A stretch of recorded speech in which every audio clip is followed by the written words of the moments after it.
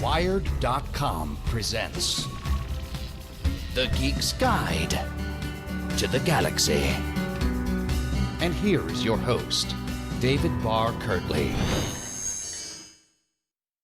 Hello, and welcome to episode 195 of Geek's Guide to the Galaxy. Today on the show, we'll be celebrating the launch of John Joseph Adams' books, a new fantasy and science fiction imprint of Houghton Mifflin Harcourt, and I'm joined by two guests. So first up, we've got our producer, John Joseph Adams. He's the editor of Lightspeed and Nightmare magazines, and also the series editor of Best American Science Fiction and Fantasy. He's also edited many other anthologies, including the recent books Wastelands 2, Operation Arcana, and The End Has Come. And as you might guess, he's also the editor of John Joseph Adams' books. So John, welcome back. Good to be here, as always. And also joining us today is Bruce Nichols. He's a senior vice president and publisher at Houghton Mifflin Harcourt's trade division, where for the past 7 years he's overseen the adult publishing program. Prior to that, he was a vice president and publisher of the Collins imprint at HarperCollins, and he also spent many years as a nonfiction editor at Simon & Schuster. So Bruce, welcome to the show. It's good to be here. Okay, so let's start off with Bruce, and have you just tell us a bit about how you got started in book publishing? Well, that goes back many years, which will reveal my age. But when I graduated college in the mid-1980s, I had no idea what to do with myself, so I thought I would get a temporary job in Boston at Little Brown, where they had a college division, and I really liked political science and history, and they had some great textbooks for that. And so I thought that was just something to figure out what I was going to do, and that was my last major career decision. Since then, after being in textbooks for a few years, which was a very good education in publishing, but in the long run, you're publishing books that are 95% just like each other and only 5% different. I transitioned over to the Free Press at Simon & Schuster, which was a serious nonfiction imprint, and have been doing that ever since. Well, so what brought you to Houghton Mifflin Harcourt? Well, when I was at HarperCollins, it was to help launch a new division using the Collins name, which is a very long-standing British publisher, and that name is still very much used by HarperCollins in the UK. They had never really used the name here. When Rupert Murdoch bought Harper & Row, formerly Harper Brothers, he was also buying Collins in the UK, so that's where HarperCollins as a name came from. But they decided in 2006 to greatly expand it in the U.S. and make it an entire division with multiple imprints, publishing a wide range of nonfiction. So I went there and I hired a bunch of editors and we signed a lot of books. But then the 2008 recession hit and every publisher had to make lots of cutbacks. And what Harper decided to do was just close down the division entirely. So I still had a job, but I no longer had the program that I was there to build. So Houghton Mifflin Harcourt, which had gone through its own painful merger and its own painful financial distress, was emerging from that and looking for someone to join them and lead the adult side of the trade division. So it was a great opportunity that came at the right time. Yeah. And so have you worked on any fantasy and science fiction books? Well, I, as an editor, had only edited nonfiction. This is, going back to before I was at HarperCollins. As a publisher, we at HarperCollins, it was nonfiction, but I've been here 7 years, and Houghton Mifflin Harcourt has a very long and storied list of fiction that includes some very famous names in science fiction and fantasy, such as Tolkien, for one, and Dennis Lem, and Lois Lowry, and we took over the Philip K. Dick catalog some years ago.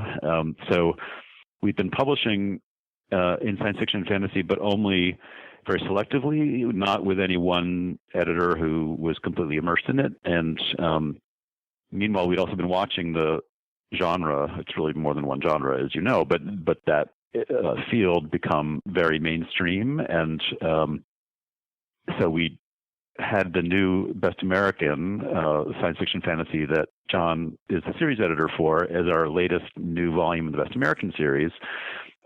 And coming out of that, the sort of light bulb went off that even though John's on the West Coast and even though John has lots of things to do besides just edit long-form fiction, he's the perfect editor at large to help us. So we're thrilled to have announced this just last year and be just now signing up some of the first books. Yeah, yeah. Well, and so John's talked on the show before about how the best American science fiction and fantasy came about from his perspective. But I was just curious about your perspective as a publisher. How did you first connect with him, and how did the project come about? Well, just by way of context, the Best American series is very, very, very old. It was Short Stories actually launched it, and it was celebrated its 100th anniversary last year.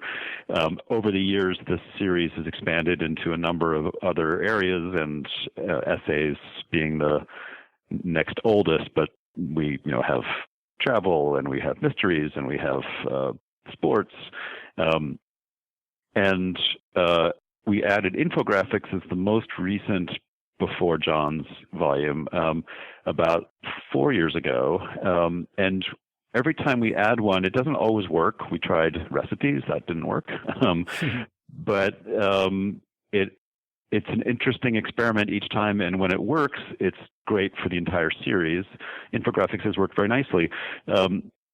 John actually, this proposal came from John and an agent to us, and so I wish we had thought of it ourselves, but he did, and as soon as we saw the proposal, we thought, of course, because it's no longer the case that the world is split between sort of pulp ghetto and the literary world. The entire genre or collection of genres has gone so mainstream, and some absolutely terrific writers are contributing to it more than ever before. So they should be gathered and canonized, at least for their 1 year. I can't claim that each of these volumes lasts for a century itself, but it was a very obvious thing to do, and it was in the first volume, which was last year, has done very nicely. Oh, nice. I mean, so John, we had you on the show when the book launched. I was just curious, are there any updates since the launch with Best American Science Fiction and Fantasy? Anything else that you can tell us? Well, since I was on the show, we finally did announce publicly the guest editor for Volume 2, which is Karen Joy Fowler. And I actually recently just finalized the selections with her. So, I know what the final table of contents for Volume 2 looks like. That'll be out in October 2016, so this year. Collecting the best of 2015. The table of contents is still secret, and everything about the notable story list and everything, that's all still confidential. But Karen and I have finalized the selections, and the rights department will be working on getting the permissions for everything. And but I mean, so that's the biggest development. We haven't lined up anything beyond this volume yet, in terms of guest editors and whatnot. But everything's proceeding along well. I mean, like Bruce said, the first volume has done very well, and I'm really excited about Volume 2 in terms of like the just in quality level. Like, I mean, I was really, I love Volume 1, and it was great doing it for the first time, and then doing it the second time. I'm really pleased that I ended up with a list of stories that felt like it was on par with that first volume at least, and I'm really happy with the final selections as well. So yeah, I mean, have there been any reviews or responses to the book that stick out in your mind? I mean, a lot of people seem to like really think it was really nailed it. Like, and I mean, Adam Troy Castro sticks out in my mind. He's actually in the first volume, so he can be seen as somewhat biased towards it. But he talked about it on Facebook a couple times, and just like raved about it in such a way that like it kind of made me teary-eyed to even like look at what he was saying. We got some nice press, like Entertainment Weekly did a little interview with me about it, and they ran Joe Hill's foreword, or his introduction rather. I wrote the foreword. I can never keep the introduction and foreword straight. Like, 6 of one, half dozen of the other. But they ran the text of that so that you can read that online. And actually, if anybody still hasn't gone and checked that out, definitely go check that out. Like if you go to the Best American website, on my website, you can find a link to it. But because Joe's introduction is just like such a wonderful love letter to the genre that like I just encourage everyone to go read it. But Entertainment Weekly did the little interview with me, so that was really cool. I mean, generally it seems to be getting good reviews. I mean, on Amazon, it's kind of a mixed bag because you get a bunch of people who don't really understand what they're talking about reviewing things, but so it goes. I was actually surprised to see how many people sort of were looking at the table of contents, and like they have this very weirdly restricted definition of what science fiction or fantasy is, and they think they know what one or the other is looking at a story, and it's like, well, no, you're just wrong. Okay, it's so it's like I mean, come on, like anonymous internet commenter, who knows more about this, you or me? I mean, I'm like, I've devoted my life to this. I'm a professional. Look, it is science fiction. Believe me, trust me. But I mean, like they're like reading the stories and like because it doesn't fit like their particular definition of like what they think science fiction is, they're labeling it fantasy and says like, oh, most of this book's fantasy. It's like, well, actually, it's like 50-50 science fiction and fantasy. So, and I very deliberately did that because, if both genres are going to be in the title, I feel like they should be equally represented in the book. Well, John, when you were talking about the Adam Troy Castro review bringing a tear to your eye, that was making me think of how you said that when you wrote the proposal for this book, that your wife kind of got teared up because she thought it was so moving. Yeah. I was just kind of curious. And you said it was the best book proposal you thought you'd ever written. I was just curious, Bruce, did the book proposal for this stand out in your mind as a particularly exceptional example of the book proposal form? Well, the problem with that question is that book proposals come in every imaginable shape and size. So depending upon what kind of book is being proposed, that's like comparing apples and oranges, to say the best. But what made it a really easy discussion and decision at our end was the proof of concept John didn't need to establish. I mean, just the idea, everyone's like, well, of course we should be doing this. So that is usually the hard part of a nonfiction or anthology fiction proposal. Then, is John the right guy to do it? The proposal was incredibly convincing. I mean, he knows more about short fiction in this world than anyone I know. And we've had long experience with series editors for the other volumes, and with short stories, which is a similar challenge. There are a large number of them published in a lot of small places, and then a small number published in some very big places like the New Yorker. And for one person to really be on top of everything, that he or she can narrow it down to the semifinals before the guest editor comes in. That's the hard part, but it's just finding the person that has that range and has the taste. And John's proposal was very convincing that he absolutely did. Yeah. Well, so you mentioned that now you guys are going to be doing a new imprint with John, this John Joseph Adams Books. Could you just talk a bit about why does the publisher have different imprints, and why did you decide to go with a special imprint for this selection of books? Sure. An imprint can mean multiple different things as well. So within the Penguin Random House empire, there's a whole ton of imprints that are very large operations and have their names on the spine, like Crown instead of Knopf, what have you.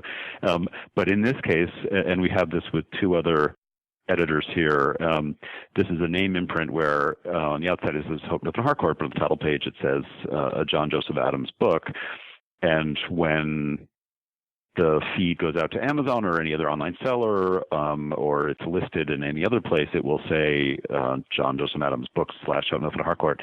The value of having a single editor name imprint like that is when that editor has the visibility in at least a couple of different communities. It doesn't have to be someone who's known to the average reader walking off the street into the bookstore, but if it's very meaningful to authors and to agents, for starters, and then also to reviewers, gatekeepers, etc., it's a great way for a publisher to lift a list and give a list an identity, and it's also a great way to attract somebody as talented as John to say, you're not just going to be behind the scenes quietly. Your name is going to be associated with these books. So, especially since though we'd been publishing selectively, as I mentioned, we were not a big player in this space, and we don't want to be publishing 50 to 100 books a year. We want this to be a highly curated list that one editor with great taste would do, which usually, might mean up to 10 or 12 books per year, and once it's fully going. Having his name as a stamp and imprimatur is just as valuable to us as it is to him. And I mean, there is a tradition in science fiction of imprints being named after particular editors. I mean, Del Rey named after Lester Del Rey, and Daw named after Donald A. Walheim are two examples that spring to mind for me.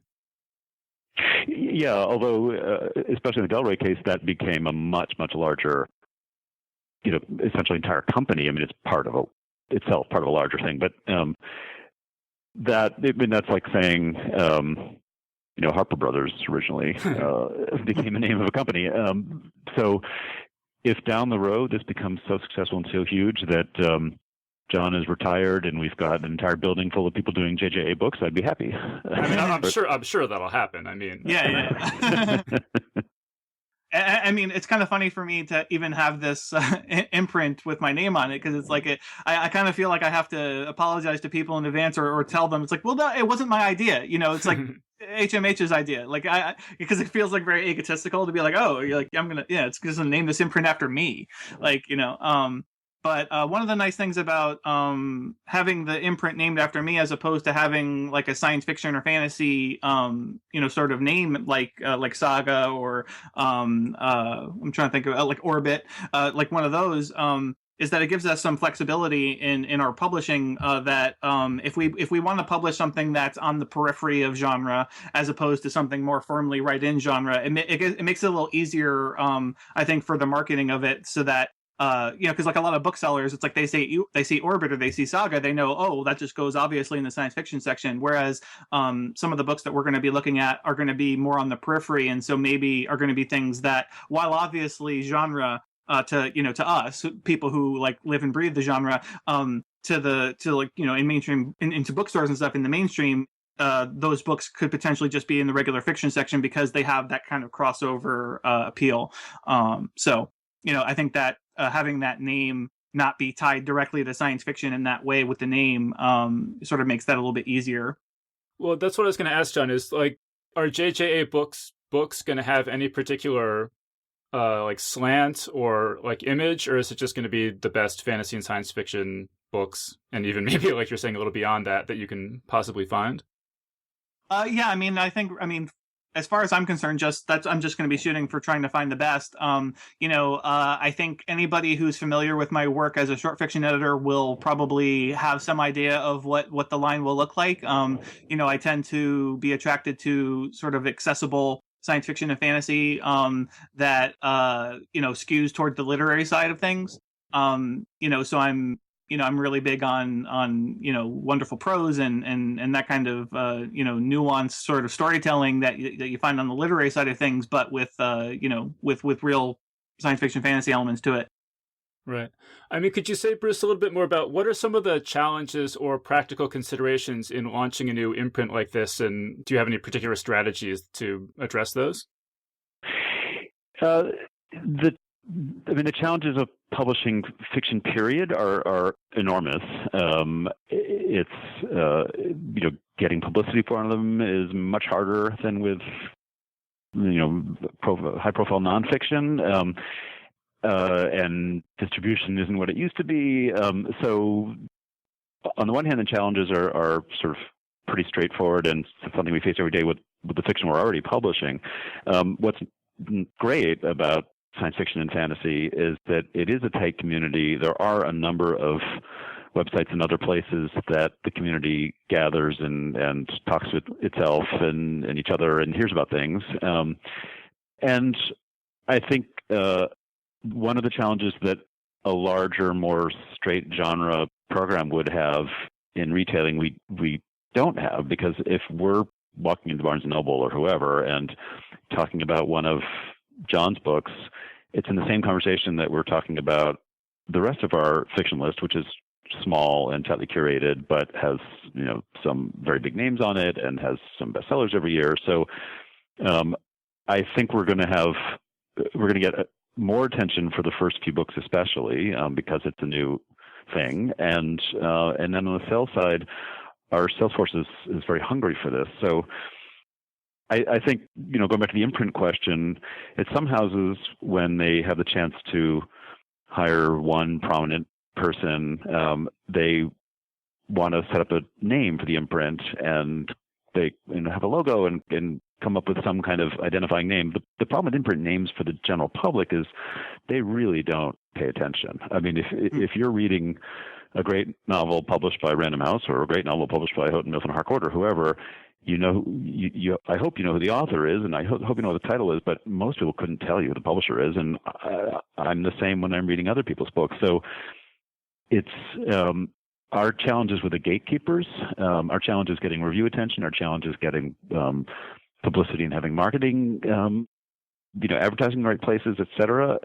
It's not so much, we've got to establish this thing with the rest of the world. I mean, if we establish it with the gatekeepers, the rest of the world will come to it. So the first three titles are Hugh Howey, and they're all just coming out now, and they were all previously published. So it's it's a combination of a soft start because we're not getting new attention for brand new releases, but it's also a great start because he's such an established figure, and all three of the books already had an audience. One of them, Beacon 23, is newer than the others, but so we're sort of just taking over that. We're reaching out to booksellers.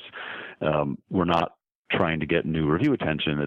But you can't do that after the fact. But it's establishing a sales track, which with our accounts is very, very helpful. And so when we are ready to announce the first new books, which won't be coming out until next year, part of our task in terms of having booksellers know what we're doing is already done. So the real challenge there will be publicity and marketing. Right. I mean, you mentioned that most ordinary readers don't really pay much attention to who the publisher is. And something John and I have talked about in the past is that most ordinary readers probably don't pay much attention to who the editor is for novels. And we've talked about maybe should that change. But I mean, John, do you think that people should be paying more attention to who's editing the novels that they read?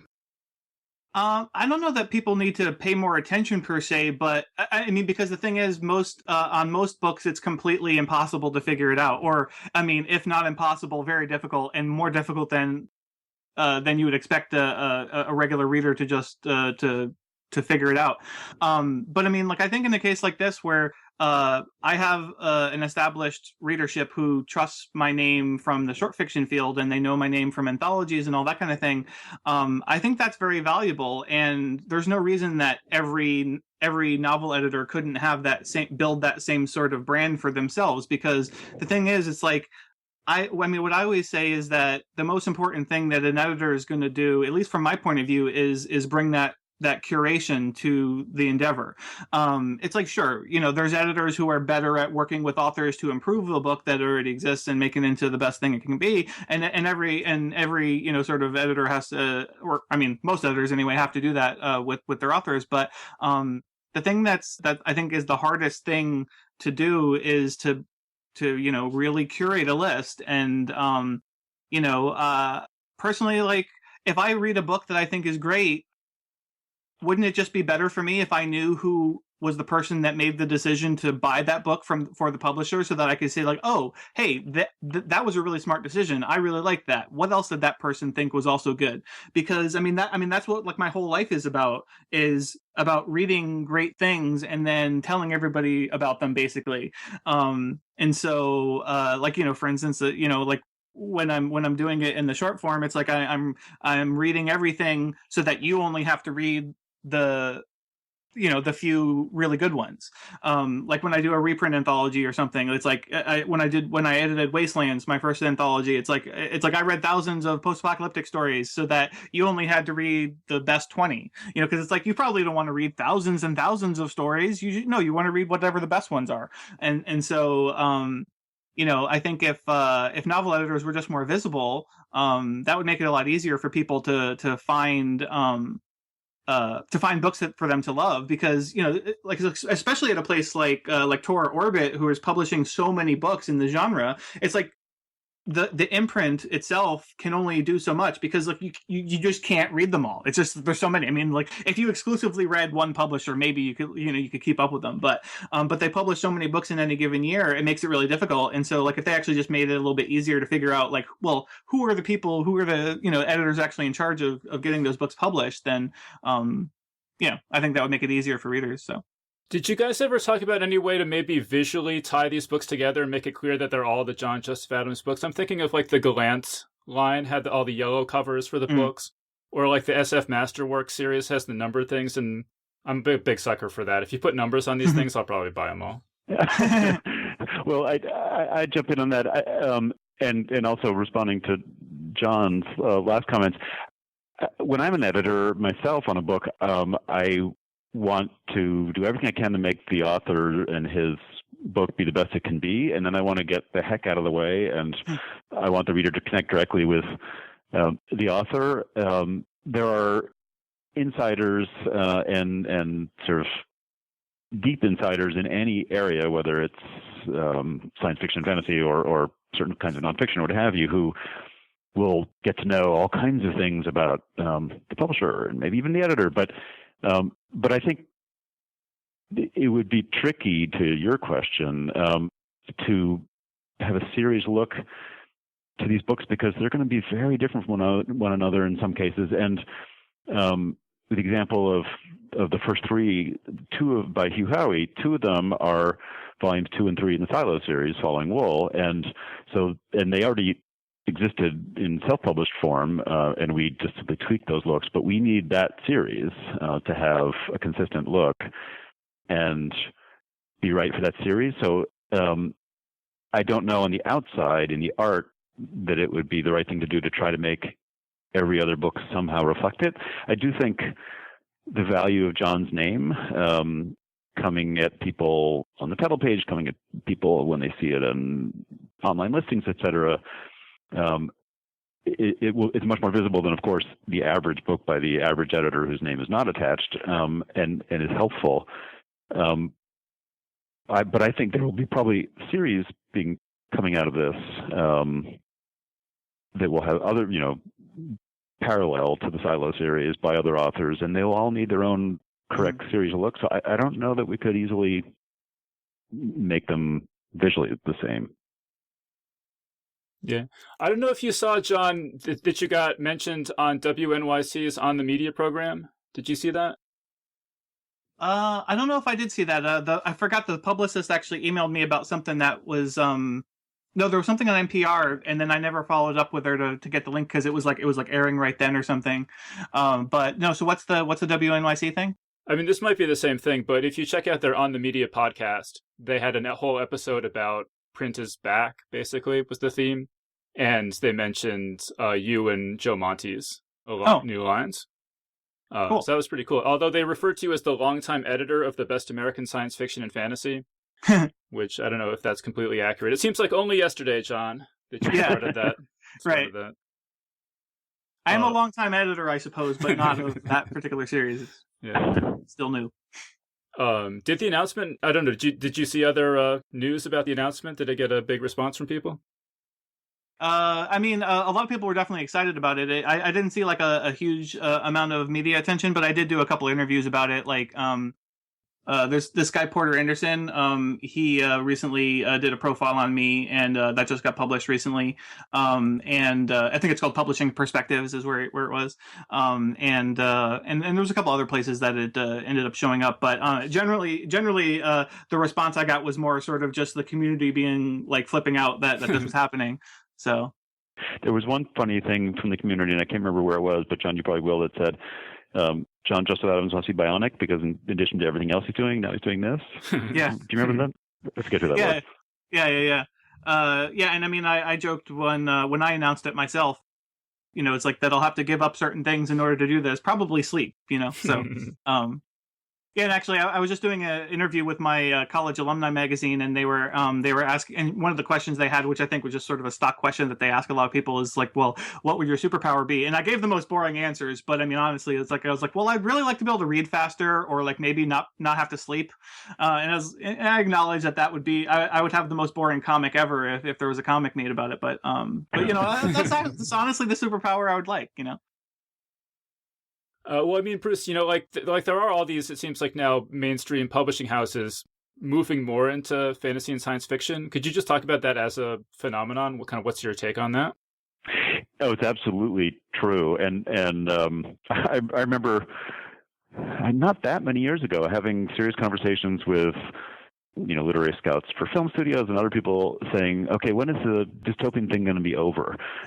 and I wonder if that happened in fantasy sometime in the past. I don't know, but I think so many authors of all different backgrounds and interests have just stopped thinking of this as a category that is in its own ghetto, and all kinds of authors who write all kinds of books are among the things they're trying out are either have something speculative or some kind of fantasy or what have you, and so it's natural that mainstream editors at mainstream imprints would see some great writing that happens to be one of those things and publish it, which is why we've ended up with a small amount. But I do think that having someone like John who is in the community makes a big difference, because there are writers that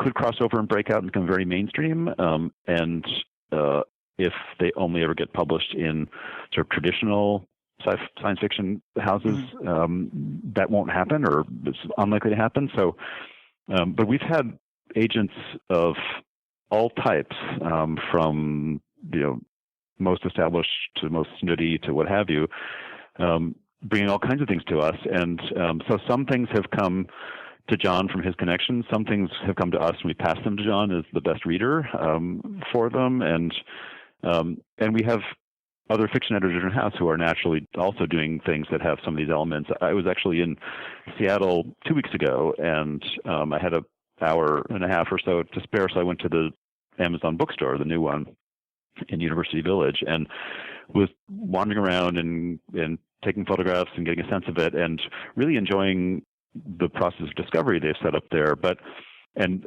it's a small store, and they have relatively few books per square foot because everything is face out, as you may have read. And but they did have a science fiction fantasy bookcase of maybe 5 shelves.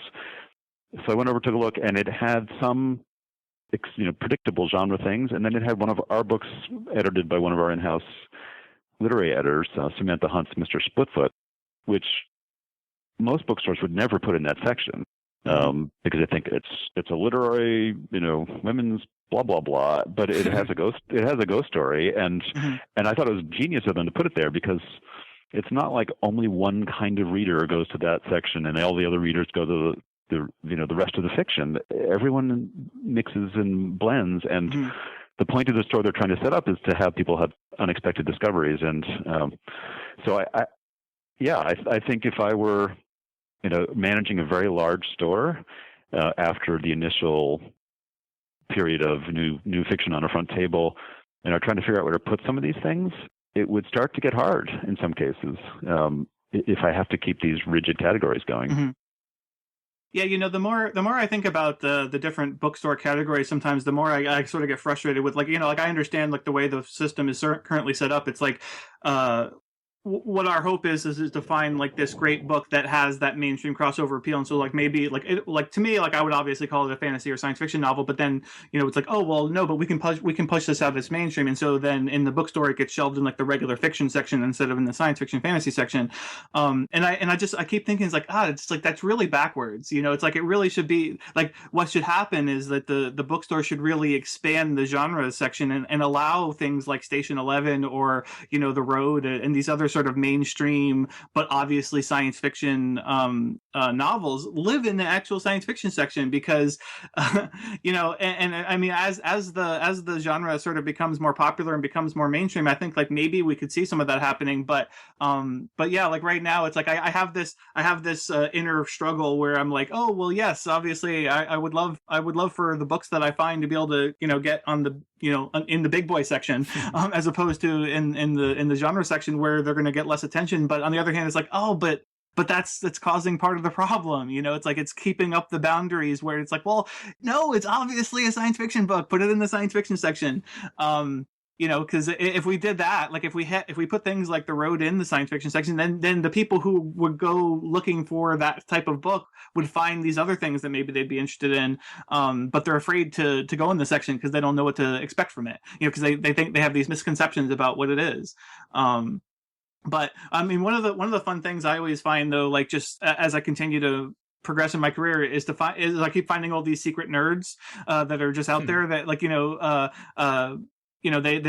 gone their whole career, built this literary career, and it turns out actually no, they're just a huge nerd, and probably what they always wanted to write was science fiction and fantasy. One discovery recently was Jamie Ford, who's a major literary writer, and he I didn't know he had any interest in genre stuff, but then when I was doing the Apocalypse Triptych with Hugh Howey, he had invited, and they have the same agent, and so he invited Jamie Ford to write something, and it's like, oh, turns out, like, yeah, he's totally a huge nerd. I followed him on Twitter, and so, like, he's always tweeting about, like, Harlan Ellison, and, like, he has this amazing shrine to comic books at his house, that he took a picture of one time, and so it's just so fun to find all these people who, like, they really are, just at heart a huge nerd, and I'm glad that the boundaries are coming down so that more of those people will be comfortable, experimenting and writing that kind of thing instead of just sticking with the literary stuff that they built their name on. Yeah, I mean, I'm just sort of curious, Bruce, in your years in publishing, did you encounter any noteworthy examples of people being hostile to publishing fantasy and science fiction? No, I would not say hostile. I think when I was first in publishing, it was pretty much relegated to science fiction and fantasy imprints. And but now, we've looked at various things, including when we brought the Philip K. Dick catalog here. What we found is that, which is true with almost every kind of book we publish, nonfiction and fiction alike, there are a bunch of in-house fans for whatever it is. So there are plenty of people that will never read a Philip K. Dick novel who work here, but then there are plenty of people that love him. And when we had the chance to bring the entire catalog over, they got really into it. And it's been a big success for us because he keeps having posthumously keeps having these drama tie-ins, including most recently Man in High Castle from Amazon Studios. So everyone sees there's a big audience. Everyone sees that we can publish successfully to it, and whether they want to read the books themselves becomes beside the point. And you can look at any of our nonfiction and the rest of our fiction and say the same thing. I mean, we publish a line of sports books. Some people love to read them. Some people here don't care at all about sports. So I think the days in which any publisher said, well, you never do X are fading. I mean, we certainly do like to think of ourselves as having a quality standard in whatever particular genre it is, and what quality means is very different for a cookbook, obviously, than for any novel. But, we would not want to say, oh, we're publishing crap because it works. But so, yeah, we don't want to do a sort of self-publishing line here, and we'd much rather have John curate a line. But the idea that one kind of line is inappropriate, I mean, I guess I would say, well, we're not doing romance, and that's probably not going to change anytime soon. So I suppose there are still some things that don't quite fit the DNA, but no, there was no resistance at all to this. I mean, it seems like there's kind of been a spreading out of what's acceptable, and you kind of started out with the dystopian stuff was sort of the first thing to make inroads into respectability, and it's expanded out from there. And I feel like stuff that's set in the far future and in deep space still has the most resistance to it, like an Alistair Reynolds book or something. I feel like no matter how good it is, I still don't know if those walls have totally come down. I don't know, John, what do you think about that? Yeah, I mean, that's the sort of impression I get, too. I haven't actually tried to acquire anything like that yet. I haven't found anything like that I wanted to acquire, so I haven't actually run that through the gauntlet yet to see, because and Bruce could probably talk about this more than I can in terms of the process, but I mean, basically how it works is that, I'm looking for the books to find, to publish, and I read them, and then I decide, do I want to acquire this? And then I submit it to Bruce and HMH, and then other people at the company read it and weigh in, and like marketing and that kind of thing. And, even though it's my imprint, a book has to go through the gauntlet and get approvals from everyone. And although I think probably mainly Bruce has to say yes, but it'll be interesting each time I find like a different type of book. It'll be interesting to see like what kind of reactions happen at the company, because I don't even know who most of the other people are, really. Except in terms of like maybe I heard their name once or something, so it's just kind of an experiment. But that has occurred to me that like, how are people going to react? It's like, well, it's gone fine so far, but what happens when I find like that really out there thing? Well, on Deep Space, Beacon 23 should count, right? And sure, yeah, that's true. But I guess I would say that there are titles that John might bring that are, more kind of straight genre as opposed to trying, crossing genres or where the marketing challenges are simple in the straight genre and they're more complicated, perhaps more interesting, but complicated for the crossovers. And if there's a straight genre that's, that we don't have to overspend for what a straight genre book is likely to sell, we're going to give John a lot of latitude, and we know that the publishing equation is fairly straightforward because the fans are in certain places. The crossovers are the ones that we need, more people to be sort of getting it, knowing how to market it, knowing how to sell it. And so in a way, I think if John brought a Deep Space straight genre and it wasn't going to cost us a fortune, we'd probably be like, okay, fine, we trust you. Whereas if there was some kind of, another Station 11 type situation where it costs more, the publishing equation is more complicated, the upside's bigger, probably, but it takes a team. That's where he'd be testing our institutional DNA, I think. When you're putting out these new books in this new imprint, do you think about print versus electronic versus audio versus hardcover, all that kind of stuff? Absolutely. And we do not have our own audio division and distribution. So we do that by licensing with partners, but we're constantly looking at each submission as, is this hardcover an ebook? Is it paperback an ebook? We're very unlikely to do e-original. Plenty of publishers have experimented with it and are doing it. But if the ebook market is somewhat bifurcated into a world where there's a whole lot of very low price, indie published, self-published, et cetera, that don't get outside publicity and attention. They might get online buzz if things are lucky, and it's a massive world and there's a whole lot of readers dipping in and out and trying stuff. But our comparative advantage is getting attention, is a book that can get attention, and therefore can power if at least a $9.99 paperback, hopefully a more expensive hardcover with an ebook. The ratio of ebook to print sales in general for science fiction is very, very high. So it's not like we're expecting to sell more of the print, but still, we succeed when we can get marketing and publicity attention, and therefore booksellers can move some copies on top of what we can sell in ebook. Huh. You mentioned, Bruce, going into the Amazon, the new brick and mortar Amazon bookstore. I'm just curious, kind of what's your overall take on Amazon and the Amazon brick and mortar bookstore?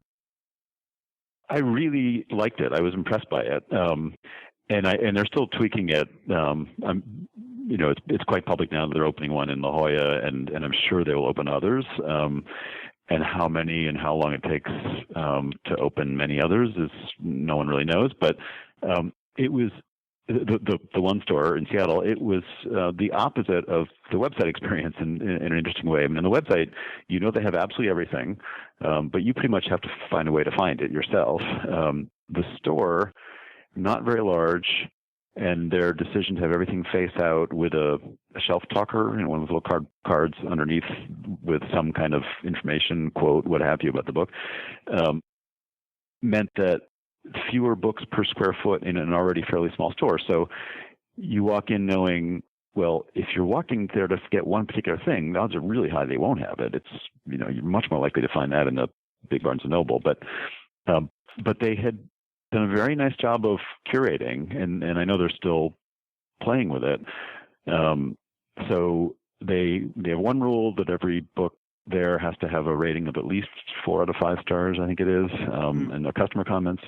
And that means that any kind of controversial book where you get 5s and 1 stars, forget it.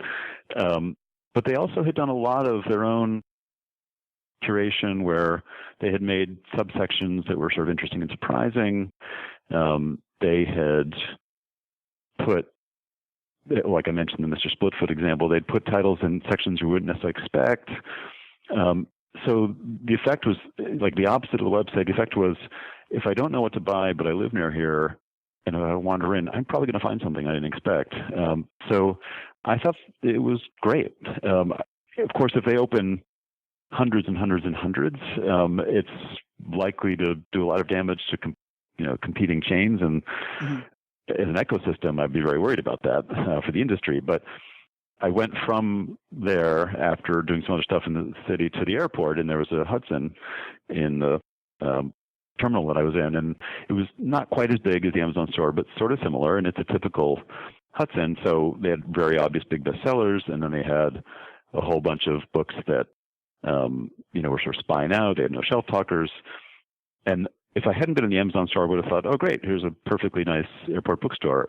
And instead, I thought, oh, boy, I'd rather have the Amazon store be here. And of course, in the Amazon store, if you see something and you're in the showroom, as the term is, and you decide you're going to order it to be shipped to your home or download it on your Kindle, they're perfectly happy. So they're encouraging that. And in Hudson, that's a mortal business threat if you do that when you're in the Hudson store. So I can see this working very well. Wow. Okay, so John, why don't you give us a rundown of what the different John Joseph Adams books that are coming out are? As Bruce mentioned, the first 3 we launched with were 3 Hugh Howey novels. So there's Beacon 23 and then Shift and Dust. Shift and Dust are the volumes 2 and 3 of Hugh's Silo series, which follows Wool. And so Beacon 23 came out in February, and then Shift and Dust came out this past week. So those are the ones that we're publishing this year, and then probably, almost certainly, nothing else will come out until early 2017.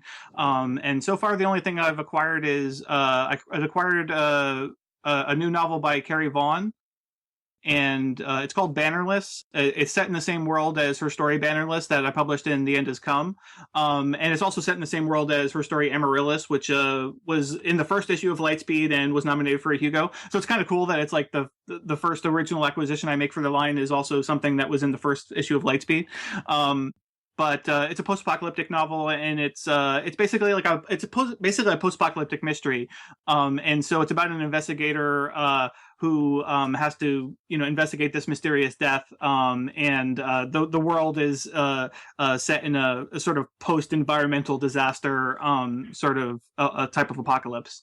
And so that was a 2-book deal. So there'll be that book, and then hopefully a sequel to that one. And we'll be publishing it sometime in 2017. So I mean, that's all we got so far. I'm pretty excited about it. One of the big shocks to the system coming from the short fiction world is that being a book editor is sort of full of heartbreak because, you get these books submitted to you, and then sometimes you don't get them. Sometimes they go to auction and you lose the auction to somebody else or whatever. There's various things that can happen that can result in you not getting the book, even though you love it.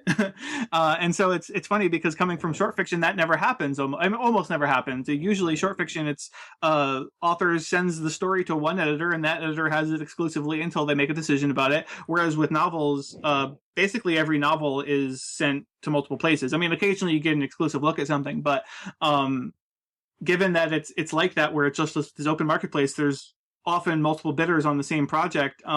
And so there's any number of things that can go not in your favor to end up with you not getting the book. So, if I had gotten my way every single time, I would have had a couple other books on the list. Let's say that. But, as such as it is, this is the only thing we got so far. But I'm still working on it. Actually, speaking of Hugh Howey, has he managed to avoid getting mugged since we... Yeah, as far as I know, he hasn't gotten mugged since then. Although he doesn't seem like he's taken security too seriously, even though he got mugged. Running around half naked on his yacht, in the Caribbean, just taking pictures of himself at any given moment with barely any clothes on. He's cool. He's having a good time. Yeah, all right. And so, so last question for you, John. Are you intending to utterly crush and destroy Joe Monte's saga line? Well, I don't know about that. It is actually kind of funny and a little bit awkward because Joe Monte was my agent, and then now he's an editor at Saga Books, and we parted amicably as agent and author, or in my case editor, but because he literally left agenting to go be an editor, and of course he's my editor for some anthologies now. So it's a little awkward that now basically I'm competing with him directly, and so I had lunch with him when I was in New York in November, and there was and we're talking pretty freely about things, because it's we're friends and everything. But then there was one moment where it kind of got weird, and so we both just didn't say anything because I think we were both looking at the same book, and it turned out we were. And neither of us got it, so whatever. John, I think you each need 3 hats just so you can have a lunch, and then know when you put one hat on, you got to stop talking. I know. Right. It's weird because I do have all these hats, and so sometimes it's actually awkward for me because I if I'm talking to somebody about one thing, it's I really want to talk to them about something else as well, but I got to separate it so that it's not mixing everything all together. And also I have to think about when I'm asking somebody for a short story or something, it's I don't want to spend maybe I don't want to spend that sort of capital or whatever to get a short story, whereas maybe what I really need is a blurb from them for some book that I'm going to edit. So it's it's making everything more confusing and sort of overlapping interests, but yeah, no, I'm probably not going to destroy Joe. I mean, probably not. At least not on purpose. I'll he can stick around. Okay, so unfortunately we're all out of time. So Bruce, do you have any just final words or just anything else you want to mention?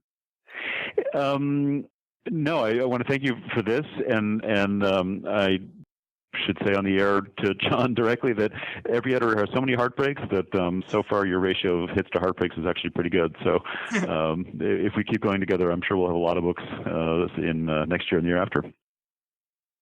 All right, great. So we've been speaking with John Joseph Adams and Bruce Nichols.